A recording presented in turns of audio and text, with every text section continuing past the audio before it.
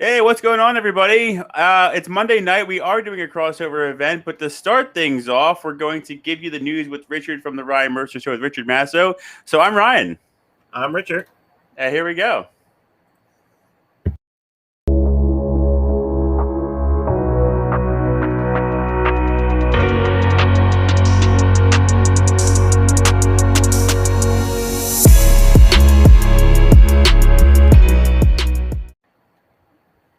What's going on, everybody? It is 8 o'clock. It is Monday. We're back. We're here for a crossover event. We are live, just double checking to make sure it is publishing or broadcasting across our Facebook pages. So we are going to do a crossover event this evening, but I wanted to give, some consistency. Lots of things happened this week, and I'm talking a lot. So before we get started with the crossover event,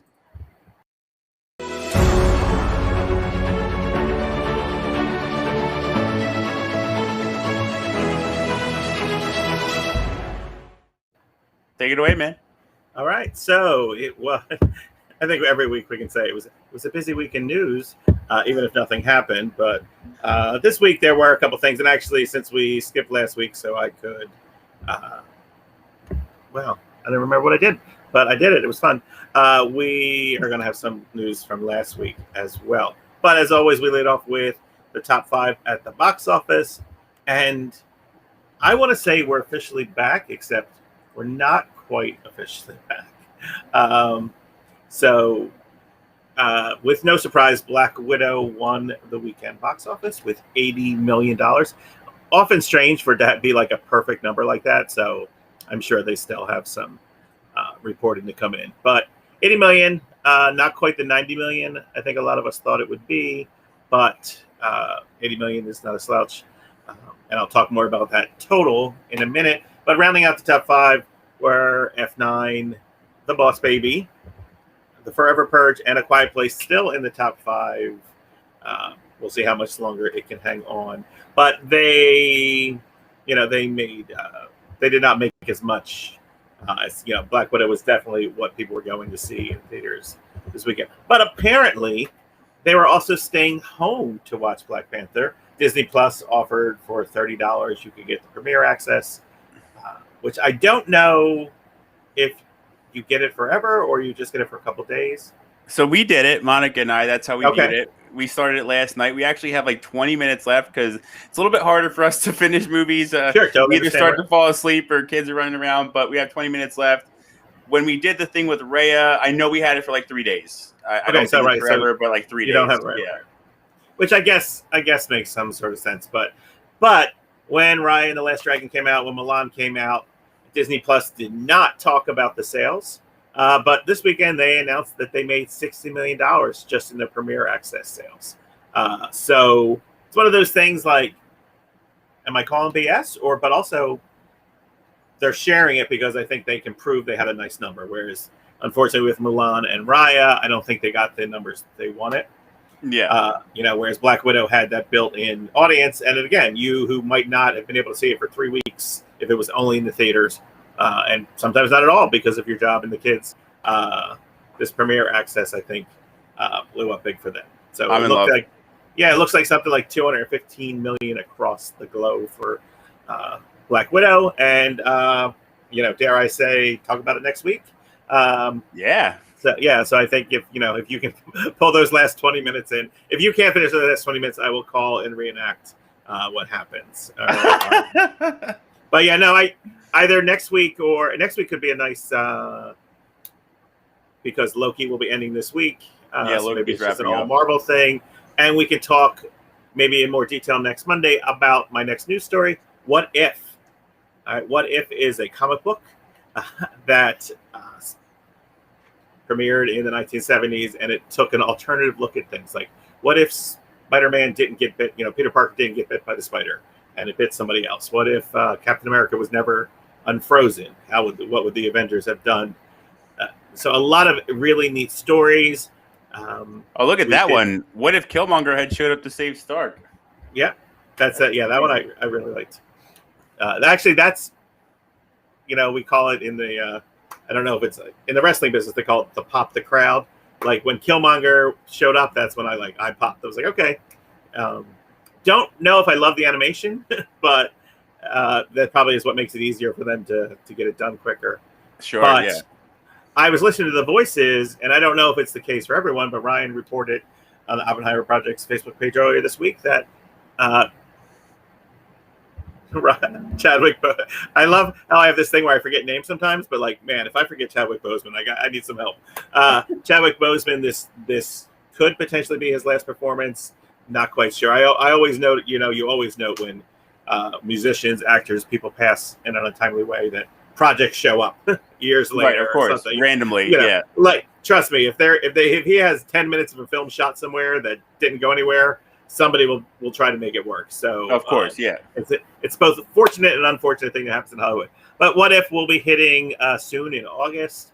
It is cartoons, which I know is not everyone's favorite, but it will look and it looks like it will look at the MCU universe as we know it. So it's not necessarily a comic book driven thing using stories from comics, but which I know David texted me instantly and was like, it looks great, but I wish it wasn't focused on the MCU. But Right. we will, but again, totally understand Disney Plus is, you're going to stay with what got you there.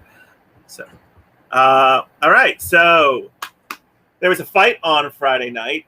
It is not often that I would think sports come into our pub, but again, UFC, wrestling, they kind of transcend, because they come into that world of pop culture so much, and again, with the fight that happened on Saturday, I would say McGregor definitely has a wrestler type attitude, like a professional wrestler type attitude. He delivers the promo. I mean, you don't get any more WWE than him laying on the ground with Joe Rogan, giving it. You only get WWE more if you're Ronda Rousey. That's about it right now. Right. That's right. But yeah, that's pretty. It was pretty crazy. But again, go check out. Ryan wrote a little discussion piece about, is this the end for McGregor? I know that McGregor doesn't want it to be the end. No.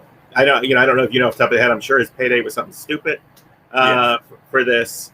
And unfortunately, it did not end up. I can't imagine the people who paid $60. But in my little notes, I wrote McGregor lost, get over it. I think that was just to tease Ryan a little bit. If you read his piece, but again, the reason it's in our news is because if you look on Twitter today, Facebook today, the different celebrities or people kind of attacking him for the way he included, how do you say it? Poirier? Poirier. Poirier's wife. It's the memes are coming out. Yeah, the memes are coming out. So it, and again, so you gotta, so you gotta give it to him for that, because they'll get, again, we just watched Mayweather fight a YouTube star and get an incredible amount of money at 50 years old. So people will do things. I mean, listen, if we had more callers who could call in, or or people were chatting more with us, 100% not take a 20 minute and do something that we should have retired for long ago. I will say that yes, I will stay at my job probably a year than I should. So my guess, and Ryan, please chime in when I'm done. My McGregor stays on just so. Yeah, and that's pretty much what I was saying when I wrote that blog. Was I teetered with it because a few years ago when he was on the scene, I just didn't like him. I didn't like his attitude. And then when he beat the people that he beat, I was like, I have to respect this guy as a fighter, which I'll always do. I'll give a fighter their props if they deserve it. Where I'm at as somebody who's been involved with the sport for as long as I have and seen, the Chuck Liddells, the Randy Couture's, and, the originals, and be where we are today. And as people who knows fighters who are great fighters, I don't know Paul Felder personally. He is a Philadelphia fighter, for anyone who's wondering.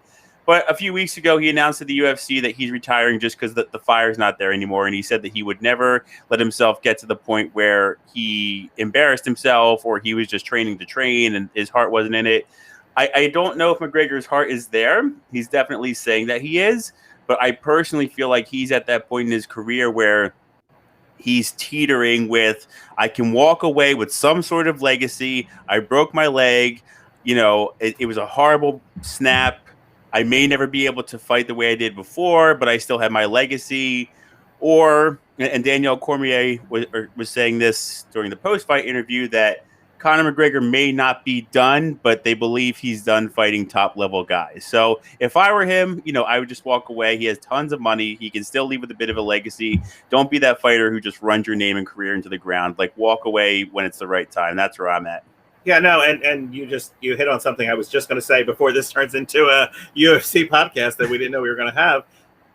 I look at people's legacies like Ken Shamrock, and Tito Ortiz, who should just be flawless legacies. Yeah. But I've seen them fight a fight too much, especially Tito Ortiz. Of course, but, yeah. But again, if and again, this is Dana White. When you listen, you can steal the idea. There should be, and maybe there is something like this, and I just don't know about it, like a Legends division, that kind of thing where you're fighting commiserate. And I know that they always try to get you to fight commiserate talent, but again, that's the boxer's curse: is you stay one fight too long, even when you're on top. It's happened unfortunately to almost everyone. So, all right, and on our unfortunate news of the week. Is I'm reading it out of order. Richard Branson went into space. So sorry, I added a note. So no, I did want to note that Richard Branson went into space. I know I'm live seeing a lot of news coverage about it. I'm also seeing a lot of jokes and memes out there of like Richard Branson went into very high sky. Again, they were in zero gravity. I think that was the point they were trying to make. They got to zero gravity and they could float around. So it's kind of like the SR-71 Blackbird altitude, right? I think. Yeah, it's not like so. So again, like, while this is a new segment, I also kind of sometimes make the editorial thing. Like, do we care? And that's a bigger question. Like, what do we care about this? And again, now I see the people that I follow on Twitter, where I see a lot of like the money spent on that rocket could feed every school kid in New Jersey for 2 years, right. Which you can always have those debates about different thing. And again, this is not government money he's using his own money, stuff like that. Again, that's kind of the question. Yeah. I mean, yeah, a guy successfully flew a rocket into the sky. And again, I think that's probably what made it more newsworthy rather is he flew it. Right. Yeah, like it wasn't just like like somebody else. He had a top Air Force pilot that he flew in. So he did it. What was his name? Howard Hughes. He did his little Howard Hughes thing. Yeah, he did his little. Yeah, that's a really good way to describe it. He had his Howard Hughes moment. All right, now I'll take the mood down and we will talk about our sad news. A week ago, we lost Hollywood great director, executive producer, Richard Donner. All right, and Richard Donner, of course, was known for the Superman series, the Lethal Weapon series, Goonies, Scrooged, Maverick, a ton of things, actually, and then that's just what he was directing. You go into his executive producing. There's a ton more. I want to say it's his daughter Laura, who is a big time. You'll see her name on a ton of stuff. The X-Men movies. The X-Men movies. He played a part in that too. Yeah, right. Because I think he maybe in the first one, and then Laura took over. Dana White's shaking his head like, these people don't know their information, but I'm stealing their idea. But again, Richard Donner is, we talk about whatever our measuring stick is for success, but everyone of a certain age knows the Superman movies, knows Lethal Weapon. Goonies is, if all he did was Goonies, he'd have that kind of, cult status. But yeah, he did a ton, and just what Superman, for us to even have a conversation about Black Widow and Richard Donner had that huge success with him. We remember him. He passed away at 90. Yeah, he had a nice life, and Richard and I, because Richard called me right away, of course, it's the 1 week we don't have a podcast. I don't think you usually hear if somebody's egotistical, if they did anything wrong along the way. You didn't hear anything about Richard Donner. It seems like he was a nice guy, lived a nice long life. And you were saying about Superman paving the way for comic book films, absolutely. And then he plays a part in one of the biggest, comic book movies ever, the first X-Men, right? Which people always say that's when people started snagging up rights and when to start making movies. And so is, now we have the MCU. And I just know that one of my personal movie saga, one of my personal favorites is the Lethal Weapon franchise. It's one of those movies that even people my age, we can quote it with people who are a little bit older. We'll tell people they fuck you at the drive-thru, or whatever, some sort of Lethal Weapon quote. And Mel and Danny Glover, original cop buddy movie, great chemistry, all of them. Rene Russo, Joe Pesci, just so he lived a long life, a good life, and it's one of those things where it's not like, oh my goodness, he was 91, it was a good life. Yeah. Rest in peace, my friend. And you nailed it when you wrote earlier this week about and Lethal Weapon has just been it's been copied, and again, there is somebody somewhere going, I'm getting too old for this. It's like, and again, it could be a 17-year-old kid who just knows they heard it somewhere. Great. Yeah, none of those things I think quite would have hit without Richard Donaldson. You know what else I saw all over the internet this week, and I don't know if it was entirely your doing, but F9 memes were everywhere. And before the people listening think that I truly think F9 memes are newsworthy, I'm using it for a segue, but also, especially on my, I'm sure Ryan's stream as well, you could not stroll past two people's statuses without seeing, this is where family, this is something to do with family, and then for personal friends of Ryan at some point got a great shot of Axon James and was doing his own family memes as the week went on. But the internet, and again, our younger, I don't think we have a younger viewer. I don't know if Ryan is the youngest person, but the internet has had different stages through its life. It was something that was just text. And actually one of the first things that broke in this new era of streaming videos and Vines, and for the last 8 years, was video of the fan of Britney Spears who's crying and screaming with his mascara, "Leave Britney alone. Leave Britney alone." Leave Britney alone. Yeah, you got anybody who maybe is a little more qualified than me to talk about Britney Spears? You know what? That is a great segue. Let's see what we have in store.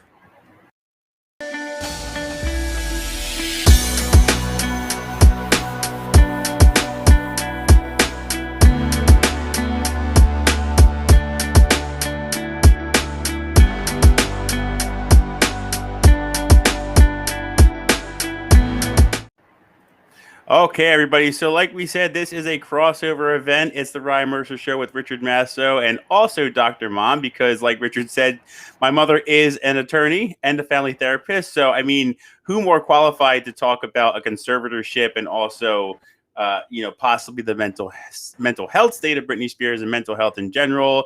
That would be my mom, the Dr. Mom. Hey, Mom, how are you? Well. Excellent. And even though my mom is the doctor and the therapist, we also needed an expert, and that is my wife, Monica Brittany Stillman. That is her legal name, Monica Brittany Stillman. Excuse me, my legal name is Monica Brittany Oppenheimer. I'm sorry. I screw that up all the time. So Monica Brittany Oppenheimer. So, Mom, why don't we start at the very beginning? I know a lot of people have done a lot of research and things of that nature with where we're at. But for the people who aren't quite sure, summarize it. You're talking to a golden retriever. You're speaking to a kindergarten class. What is a conservatorship? I'm going to slip it in and out of the language and call it a guardianship, because in Pennsylvania and Jersey, where I practice, it is called a guardianship. So let me start from the beginning. It's very unusual that a 39-year-old who's full-time employed and brings in the kind of enormous income that Ms. Spears brings in, that she would have any kind of conservatorship. So who do you think? Real quick, I'm so sorry because Monica's shaking my head, but I'm not sure you know this, Mom. Monica, when did the conservatorship actually start? I was surprised to learn this past weekend. So she's 39 now. How old was she when she started?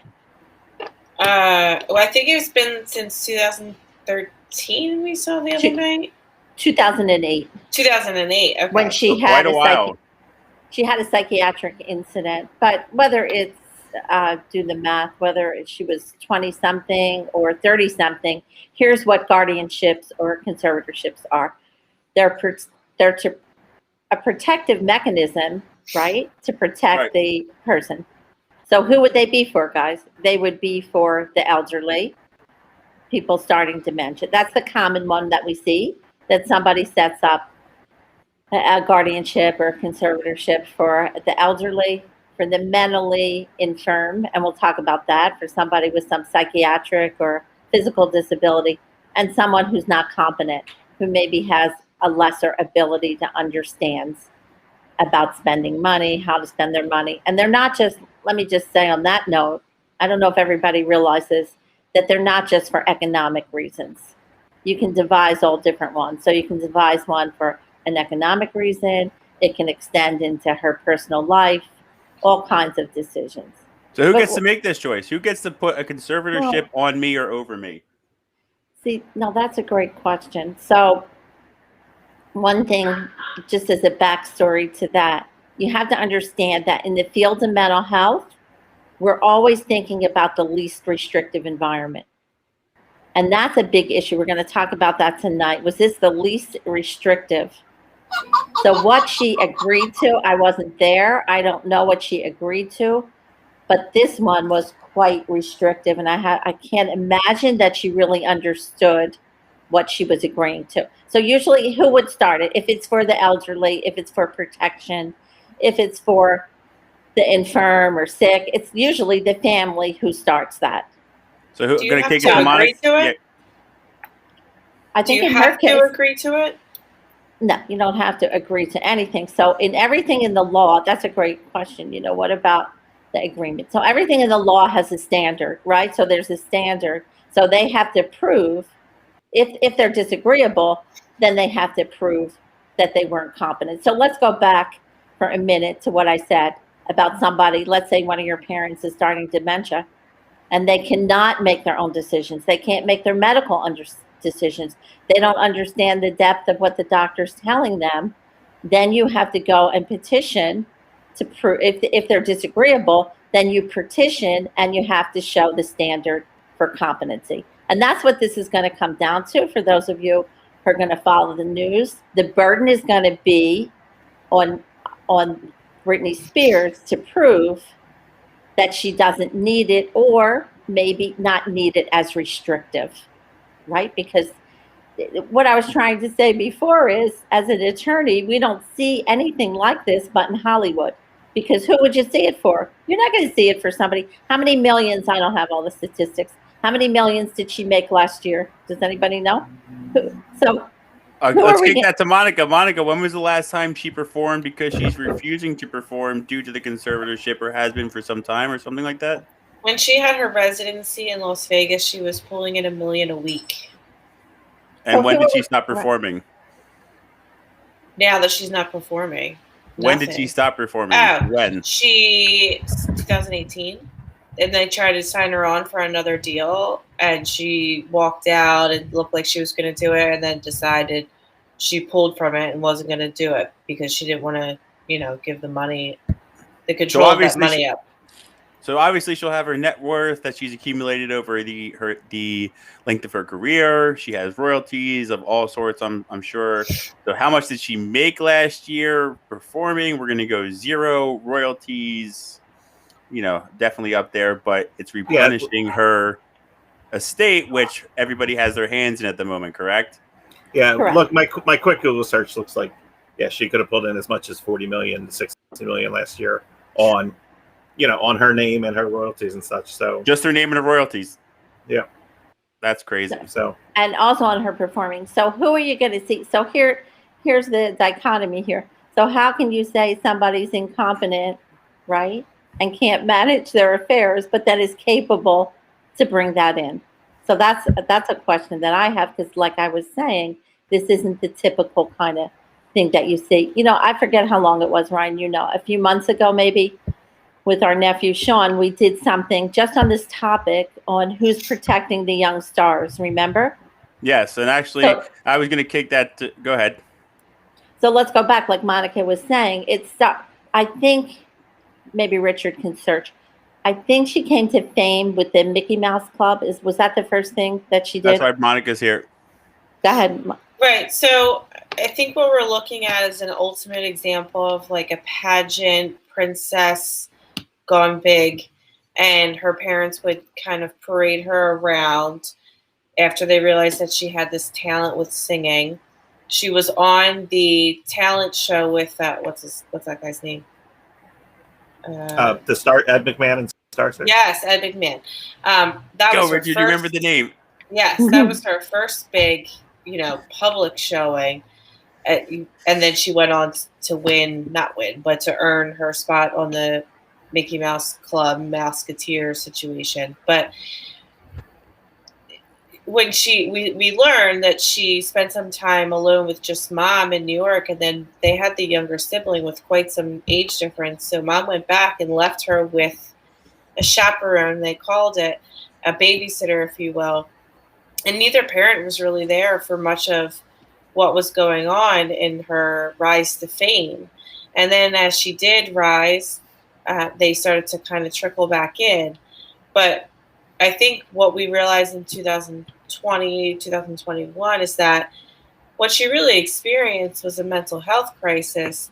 And they jumped in, parents who, maybe not Lynn, but her dad, Jamie, who weren't involved whatsoever, had problems of their own, and jumped in and not only put on this conservatorship, but the full gamut of it. It wasn't just over her financials. It was over her life, her medical decisions, any kind of decision you possibly could make, down to her women's rights. So that's the type of, that is not least restrictive environment for somebody who was being constantly followed by the paparazzi, whose life was on display at all times.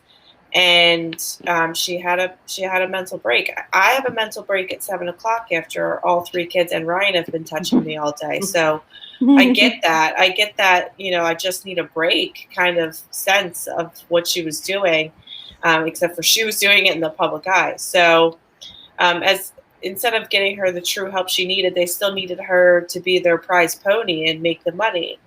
So she, was stuck under what they kept putting her through, and then ultimately took complete control over it, and now disgustingly are just living off of her, because her dad takes a percentage of everything as the conservator.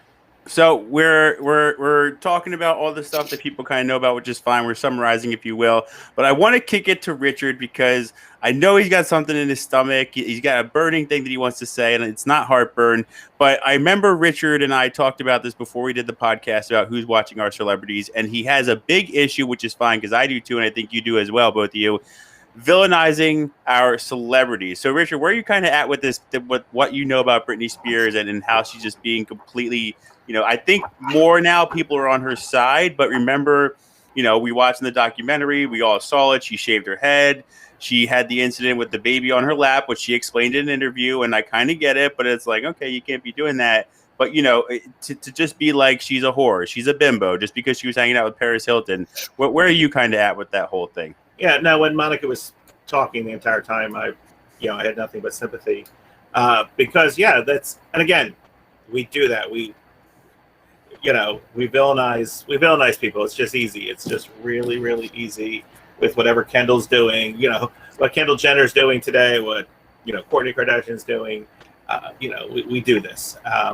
Again, E-Network doesn't exist without us. The idea that we want to, villainize our pop culture idols, for lack of a better word. But with Britney, it's two thoughts I had when you were talking. Britney, we did see her whole life, as Monica said. We saw her whole life. All right, so when we saw her break, it was what it was, and we picked sides. And back in 2000, whatever, we picked Justin. Justin Timberlake was this guy, whatever reason. And again, it It was just because, we had villainized Britney for whatever reason. She talked with her twang. She seemed like whatever it was. But also, every little detail is out there. The paparazzi, TMZ, they live for this. They live for this. No one's telling me what she's been doing the last 5-6 years that would lead to them continuing to keep this over her.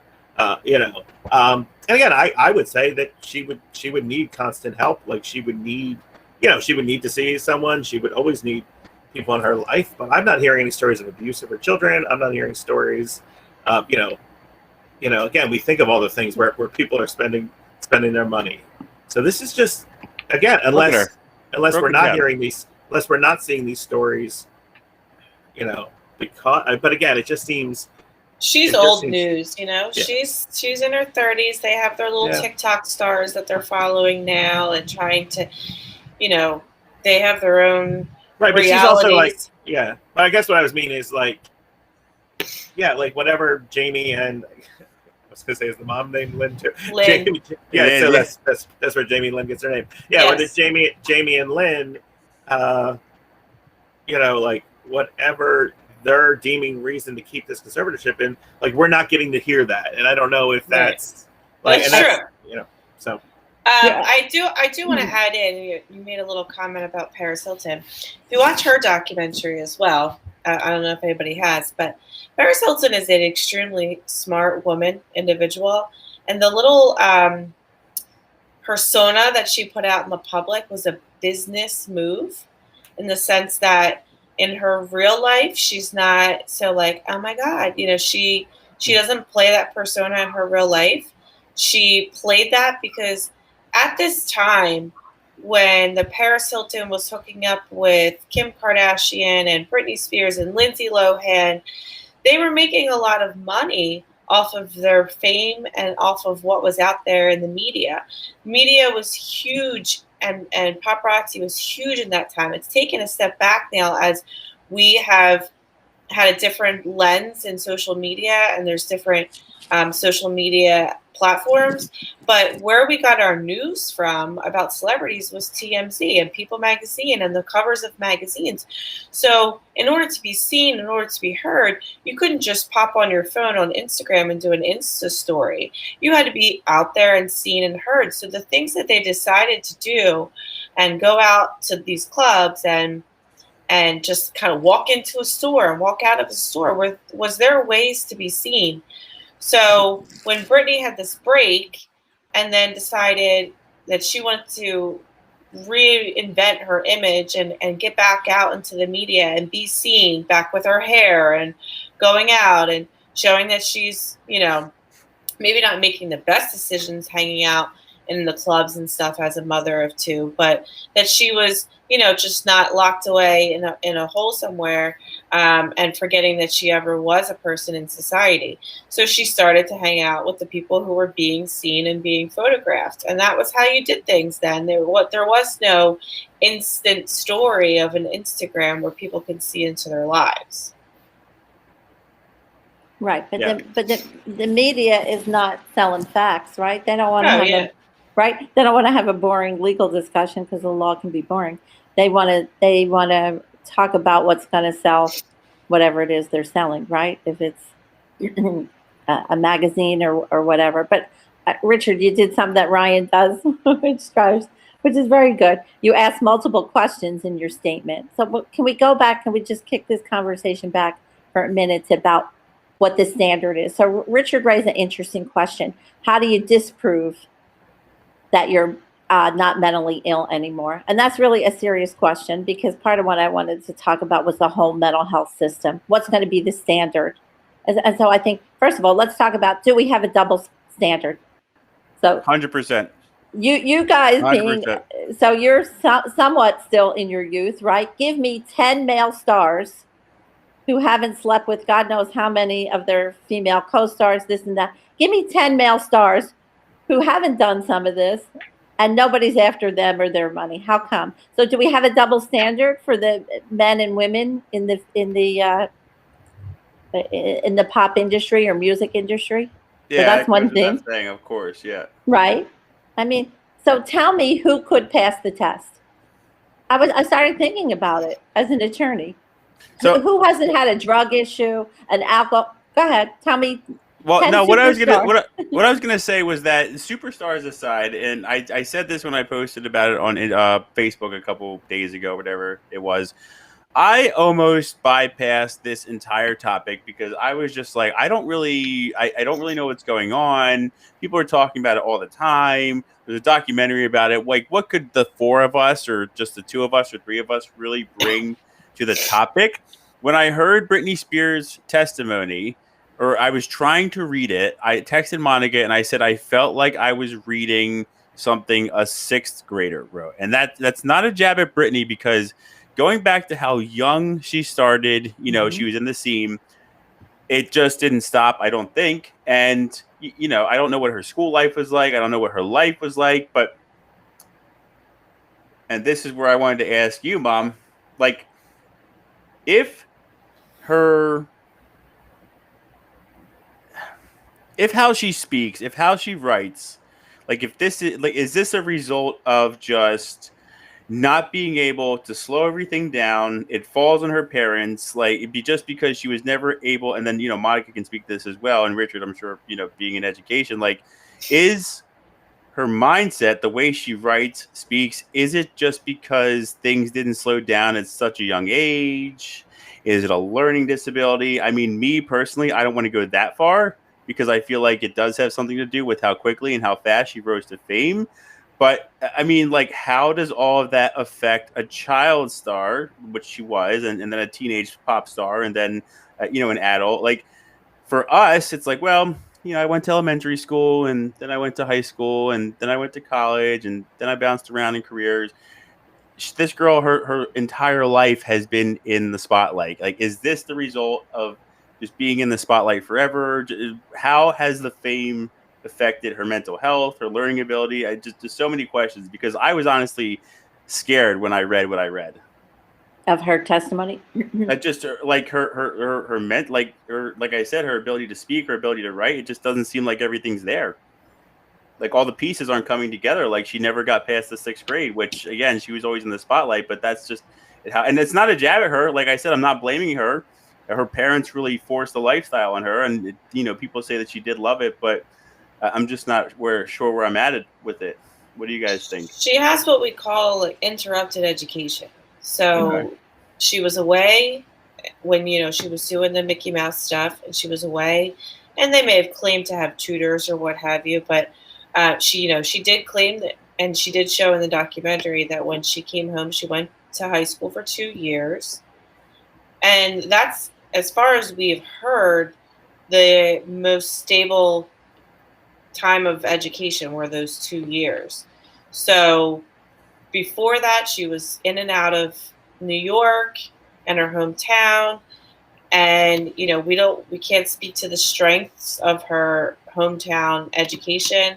So she has what's called interrupted. She doesn't have a stable, consistent education path where she's able to mark growth and have foundations built upon, so that she's definitely missing some. She has some gaps, we'll call And them. you just like push her along, right? It's not like Right, Brittany you needs just a push her tutor. Brittany along. needs to work on math. It's an age thing. You push her along. They figure she's going to be big. She's going to do this. She's going to do that. Like, she'll be fine. Can she read? Can she write? You have to consider the geographical area and how their education systems are. So pushing her along would be a good way to say it. Yeah. And as to her psyche, look, there's developmental things. I said this before when we talked about the young stars. There's things and concepts, behaviors that kids have to get by critical times. And so, like Monica's saying, she missed those things. But it's kind of, the tragedy here is, what were the safeguards that anybody put in when she was young? Did they take her out for a period of time and say, hey, listen, she's got a moral development. You know what age moral development? It's done by about age 12. By 12, you've got your code. So did they say, how young was she when she did the Disney? So she really hit big. She was 15. So she must have been doing these things, I think I read, from like 6 years old on.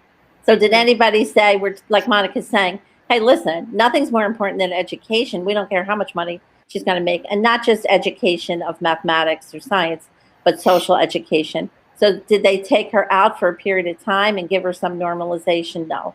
So you're right. She missed some critical periods of time. Probably thought, what does she have to speak for herself? If you look back and what she was saying about why she consented to some of these things, she said, nobody explained anything to me, which goes back to our thing on communication. We've been talking about communication this month. Nobody explained anything to me. Nobody took the time. So what kind of family communication could they have had, right, that was effective if nobody explained anything to her?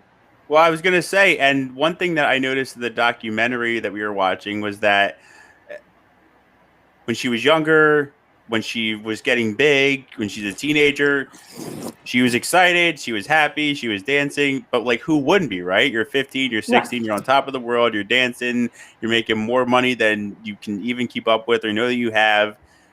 You're a teenager, right? You're living the dream.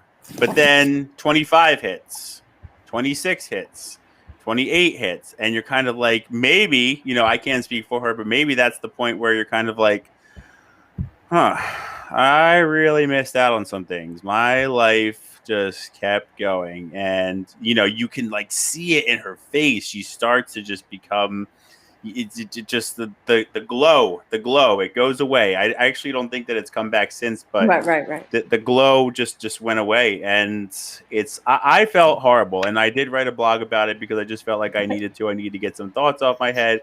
I was like appalled. I was upset. Just the lights being in her face, the way people criticized her. What was it, Monica? The interview with Diane Sawyer where she said something about her, like they were calling her a bad mom and she just broke down crying. Like, come on. Like, it just like, how does anybody mentally come back from that? Like, this is your life. She'll look back and her entire life was a tabloid. Like, how can you help somebody get over that thought process? Well, I think you can, but you have to keep a bunch of things straight. So one, does she have an underlying psychiatric disability? They say maybe she has a mood disorder. I don't know. I didn't treat her. But that in and of itself doesn't mean you're not competent. Agreed? She might have some underlying psychiatric disorder. That's not enough to say she's not competent. The second thing is, like Monica and I are saying, she missed critical periods of time in her life. That in and of itself still isn't enough to say that you're not competent. Her burden now is really to, the legal word is vitiate, to wipe out the idea that she's not competent, and she's going to have a burden. The moving party in the law is always the one who has the burden. So she's moving to have it wiped out. She's going to have the burden. I wonder, as an attorney, is that fair? Should she have the burden? Let me tell you something. Many, many years ago, a million years ago now, when I was undergraduate, they had, I mentioned this before, studies where a bunch of psychology students decided they wanted to admit themselves to a psychiatric hospital. They wanted to see what it's really like to be a patient. Well, the only way you can do that is to what? To really be a patient. So they did it, and then they told the staff, hey, this was our psych thesis. Guess what? They couldn't get out. Nobody believed them. You can't. What we have to do, you understand what I'm saying? They pretended to happened on Homeland. Right. Did it really? Spoilers. So to undo, what are we talking about here? A label. To undo that psychiatric stigma and label, is that too big a burden? That's something I want people to think about. So then no wonder people don't want to go for psychiatric help or counseling, right? Look what you have to do to undo that. That's one thing. I have a question. Right. No, go ahead. Ask a question. Well, I just wanted to ask Richard before I forget. One big thing, Richard, that they spoke in law school is whether it's a politician, a political figure, a celebrity of any kind, are they entitled to an expectation of privacy? Or did they, because you're talking about, hey, this one followed them. I thought that was a great question in law school. It got me pondering. Are they entitled, when they take all this money from their fans, are they entitled? Where do they come off thinking about some expectation of privacy? So I wanted to hear what the three of you thought about that. Oh yeah, right? Go to town, Richard, because I have thoughts on that. Yeah, but that's the question. That's the debatable question. And on paper, on paper, yes, you're entitled to your privacy. I mean, excuse me, I don't know if I'm saying that right, but yeah, like there's you're a big time star, you're Michael Jackson, you're any of these people, you're entitled to your privacy, and we have this are made you? up thing. But that's the thing. That's what people say, because they'll say it with athletes too. Like, well, With anybody. I pay your salary, and I buy your concert tickets, I watch your movies. I see it all the time at comic book conventions when the celebrities are there. And there's people just indignant that they're charging for autographs. You have a career because of us, and so you'll see a lot of that anger. And I guess when we say privacy, do they need to know every little detail of every little thing? Should they do the press junket and talk about their movie? Should they sign some autographs? Should they, wave? Yes, but when they're leaving the gym and, you're just rushing, you feel crappy. We all have bad moods more than one time a week. That's the part I think that gets that, creates that blurred line, because the same thing happens with teachers and police. Mm-hmm. We get all the time. We pay your salary. Sure. And, we have to think about all the time of what we're putting out there in public for anybody to view and then use against you. Hell, parents take pictures of us wearing or not wearing a mask these days and then blasting it on social media. So you think that, I was just going to say, is that because as a society we have a fantasy that there's some perfection? Because people want everybody's control. flawed. Yeah. My thing is this, and I've always said this even when it comes to sports, the NFL. When people go, oh, you get paid X, Y, and Z to throw a football, you get paid X, Y, and Z to play a soccer ball or kick a soccer ball.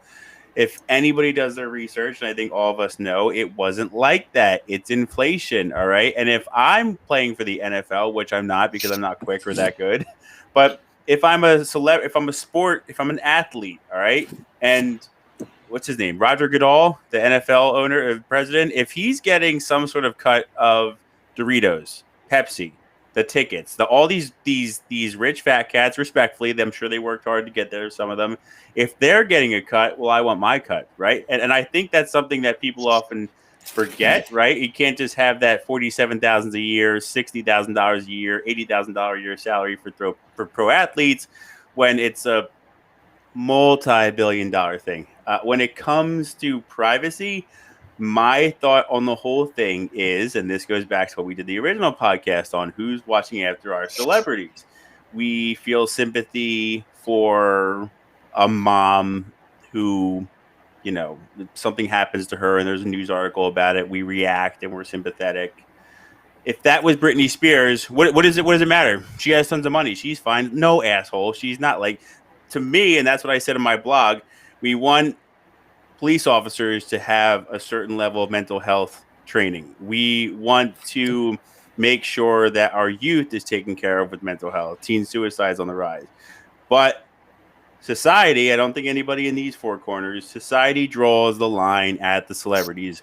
Kim Kardashian, she's going to graduate from law school, or she did graduate from law school. Sure enough, somebody's going to say, I'm sure she paid off all of her teachers. She didn't do the hard work, and meanwhile, I'm pretty sure she did do the work from what Monica says, but that's what gets me, is that the line gets drawn at celebrities, at fame.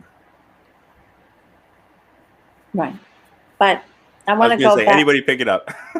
I want to go back to this is important, because what I was saying before, that the media is not interested in the facts. The facts are boring. If you really read through and sort through everything, Britney Spears did not file the paperwork to undo the conservatorship. The paperwork is not filed yet.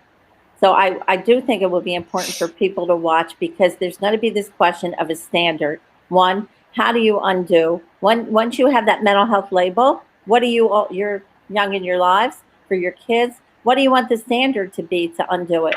So that's some of the standard, the last time. Right. Well, some of the standard has to be, she's going to have some.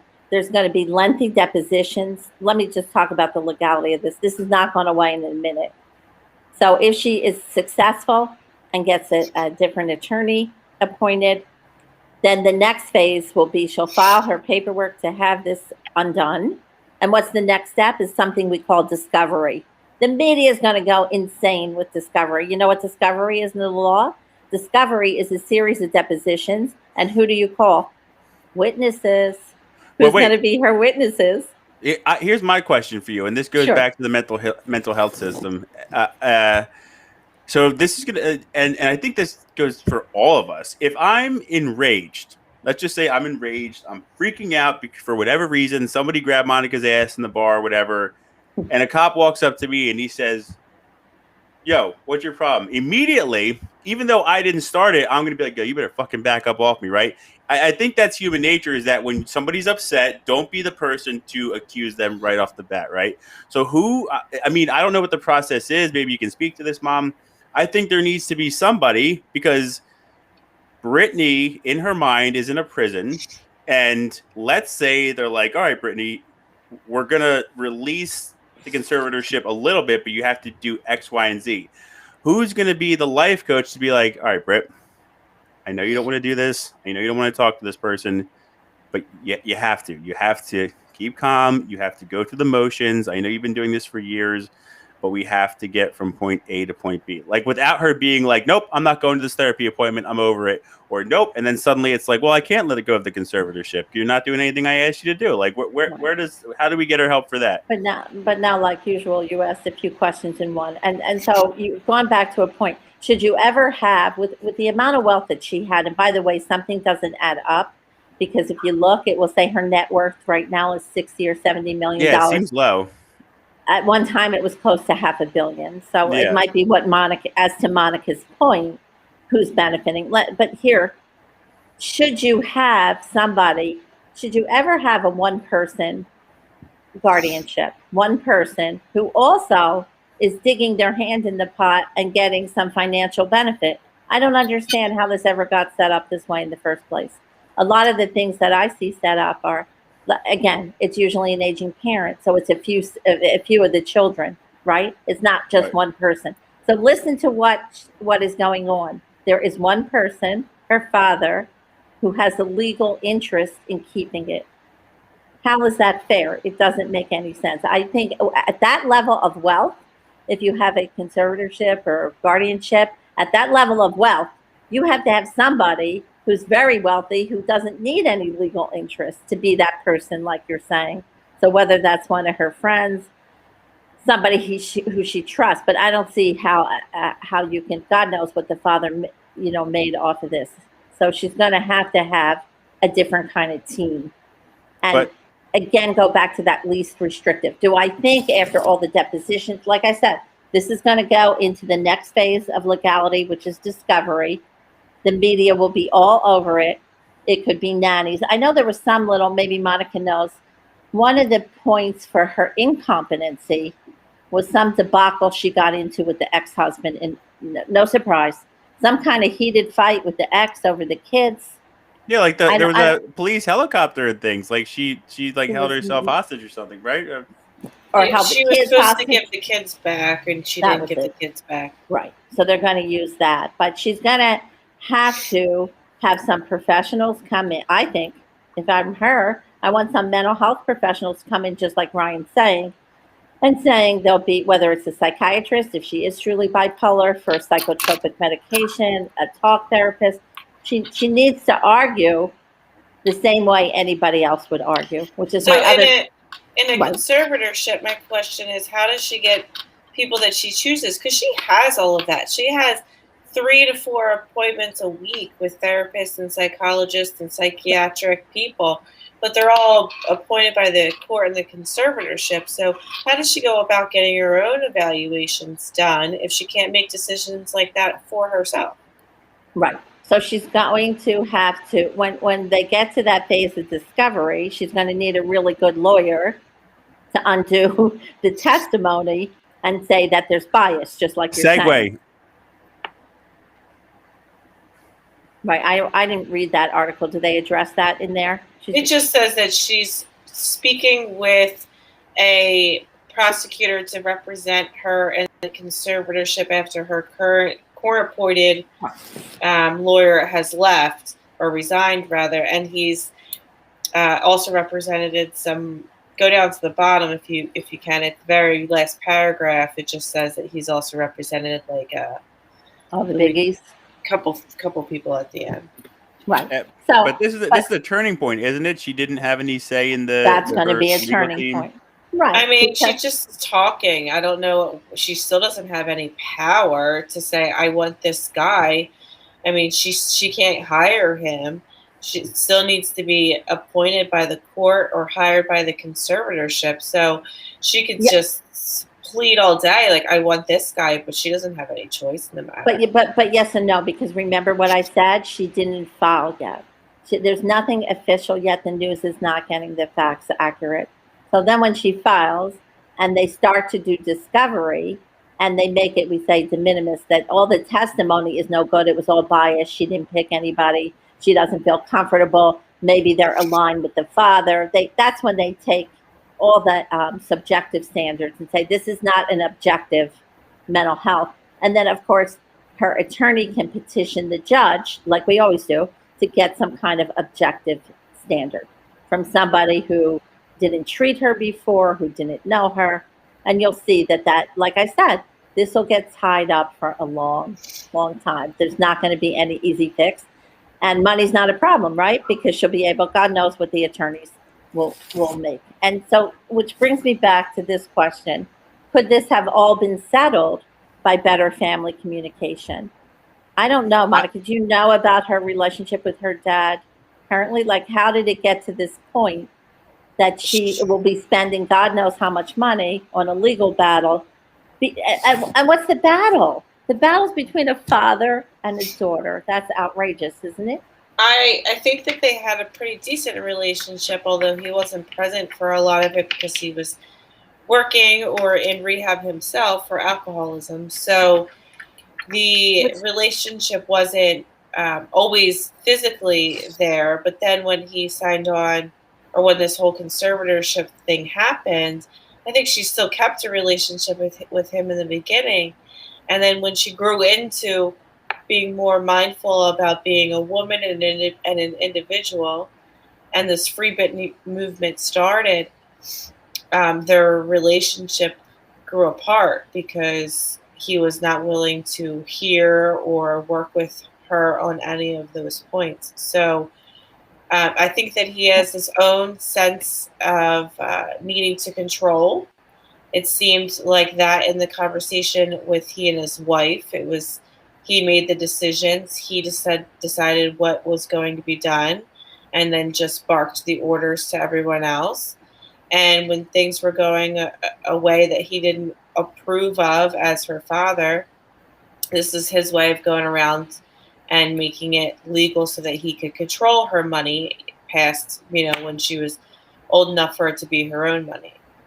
And like Ryan said, she's got what we call arrested development. So he's not dealing with somebody, she's 39 now, so he's not dealing with somebody 39 who acts like she's 39, I guess, in his defense, right? She's got arrested development. He's Wait a still minute, feeling, that's a real diagnosis? It's not just a TV show? No. Serious question? Yeah. I didn't know that. Of course, yeah. Of course. Her development, and we don't know. I don't know. There's so much that you don't know, because I'll go back to my point of what Richard was saying and Monica was saying. We're not trying the facts. People give it. I said this in my communication spiel. People give opinions like they're facts. So when you start to talk to people about this, find out if anybody knows if she filed or not. Find out if anybody knows what her IQ is. Are there any educational measures? That nobody's interested in that. That's boring to people. I'm interested in that because that's my field. But what's you would be, because that's of your interest. But I don't know, Richard, Ryan, what's the average person want to hear? They don't want to hear this. What do they want to hear about her? They want to hear the gossipy part, not the factual part. But there's so much factual part that we don't know that will come out through that legal mechanism of discovery. But I do think, I thought about it, I'd say on 3 levels it's a tragedy. 1, on the communication in the family. 2, I will go back to my idea that this is about women in Hollywood, or whatever you want to call it. And I think it's a double standard for men and women. And then I think it's a real eye-opener about mental health And I hope it has a good outcome and she is able to lift some of the restrictions, because this is what makes people afraid to have a psychiatric diagnosis. They're out there are young people saying, uh-oh, look what happens, right? Look what happens when you get that label on you. Anybody who's thinking with the brain is saying, look how hard it is to undo that psychiatric label. And isn't that true? I mean, Monica, you deal with some special ed kids. It's hard, right, to undo that label or to not be judged just by that label. Every other article I read on Britney Spears, they're starting to reference that she's bipolar. Who cares if she's bipolar or not? I don't care about that. Going to say something. I don't care if she's bipolar. I care if she's compliant with her treatment, if the medication's working. I'm not faulting anybody for disorder. I always tell people, you're not responsible for the disorder. What are you responsible for? Getting treatment for the disorder. Yeah, we say it all the time with parents who fight to have their kids not be put into special ed classes because they don't want that stigma for their kids. And we have parents who fight not to have their kid take speech lessons because they're worried about a stigma. So yeah, you can see that. I keep thinking, as you guys were talking, especially with Arrested Development, about Michael Jackson, and again, it's probably times 1,000 because Britney was a child star, not on the magnitude that Michael was, and then Michael went on to, again, as huge as Britney was, Michael was that much bigger. But yeah, like when you saw him in interviews, when you saw him talk, yeah, that was a little boy who never quite grew up, and then you saw it with his actual ranch, and everything, and then unfortunately, again, but it's just I'm just thinking like, I don't, no one ever tried to take the power, I never heard a story of him having a conservatorship or anyone trying to do anything, and and then also what Monica was speaking to with Jamie, her father, like he really was not. I mean, like they got divorced at some point, Jamie and Lynn. Jamie had restraining orders against him when Britney was younger. Like, there's nothing about him that like he's on this like moral high ground with this. And again, we give everyone chances, but and again, maybe he is. We've all grown from our mistakes, but I guess I've just been missing that. Like, Ryan was playing that video footage, like, and I'm seeing that, but again, like, mom was saying, like, why could that not have been done with counseling? Why was the money control so important? Unless they were really just worried. I think crazy. I think the one piece that they were worried about, and I can understand, was that she wasn't surrounding herself with the people that were out for her best interest. So she had some like quasi managers and some boyfriends and things like that were coming in and out of the picture, who are, using her for her fame and her money. And that happens every day, though, with these celebrities. That happens. And I don't know if they had a communication or a sit down about the certain people and how that went, or if that even happened. But again, I don't think I think that that's a conversation that needs to happen, but not necessarily take away all of your rights. I mean, down to the medication she's putting in her body, the choice to have more kids or not is completely taken away. When and how she can leave her house and with whom, every single decision has been taken away from her. And it's not just about money at that point. So I can understand if they were trying to step in maybe a little bit in a legal sense to protect her money when she was going through those times and maybe making some questionable decisions about who she was surrounding herself with. But to take away complete control over every decision in her life is not the least restrictive and is quite extreme. Yeah. And that's where I think she'll prevail. So I think it'll go in stages. They'll lift some of it, not all of it. And I agree with you that, yes, of course, she needed protection when she was young. But I want to go back to my question of, can it ever be a one person? Is one person ever going to do the right thing? I don't understand how it wasn't set up from the beginning with more of a team effort and putting some safeguards in from when she was very young. Where were the safeguards? Like we said before, safeguards being, can anybody stay normal when they're exposed to that? That they need some kind of mental health guidance, right? Some kind of something when they have all that exposure from a young age. So I don't know what safeguards were or weren't put in, but they don't seem like enough to me. And then it becomes blaming the victim. So now you did nothing to protect her. Her father was the only one in charge. And now you're going to say she's crazy, she's this, she's that. But what did you do to try to protect her from all these things? That's my blaming the victim kind of mentality. Yeah, no, as we head into, start giving our final thoughts, if you will, my thing is, and I don't have the PhD, I don't have the degree, but one thing I thought about as we reached the end of the documentary that Monica and I were watching, and from what Monica has said to me and the little bits I have seen from Brittany's Instagram, she's in a humongous mansion, right? She does a lot of painting. She does a lot of dancing. She has people record her swimming, right? The first thing I could think about was, in my mind, she's acting like a gerbil in a cage that's in the wheel and just keeps going and going and going and going. So even though she's in this mansion surrounded by tons of people, she has whatever she needs, per the conservatorship. Monica and I were talking this, she can go and do whatever she wants, go on vacations and stuff like that. I really felt some type of way after we saw this. I really feel like this poor girl is in a prison in her own head, and I just feel like she needs somebody to just really, really, really help her find her way back or help her find some sort of normalcy. But she, as a person, and I don't think people understand this, we all are right here. You, me, Monica, Richard, Mom, and we only know what we've experienced in life. And if all she's experienced in life is lights, cameras, shows, the road, tours, fame, but maybe she just feels like completely trapped. I don't know. Those are my final thoughts as we head towards the end. I'm sure she does feel very trapped. I'm sure you're right. Even on vacation, she has a babysitter. That's terrible. For herself, as a ridiculous. 39-year-old who has to give her medicine and who has to watch and she has what's called it's a babysitter, but it's called a conservator of person. So someone who is with her 24/7. Unreal. It's unreal. So I do hope that she finds her way back. I really do. And I hope when the discovery starts, we can reconvene and see about all the potential witnesses that will be there. But I hope everybody thinks about what. It's so funny you said that about Michael Jackson. He was the first person, Richard, I thought of and said, well, wait a second.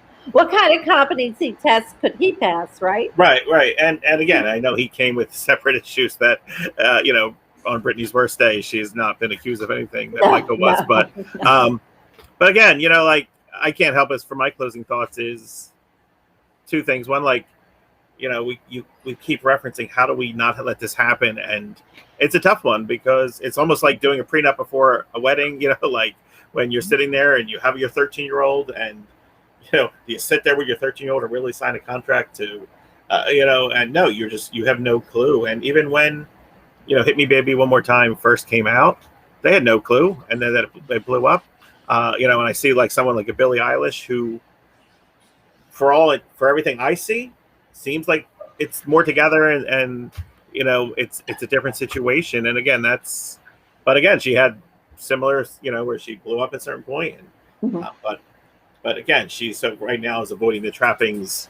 I don't think she goes out. I think I think that's the kind of thing. So that being said, I think my mantra I want to keep repeating is to just take a deep breath when we look at that social media end where we, Dr. Mom said several times, like, we need the facts, and we have none of them. We just have so much speculation.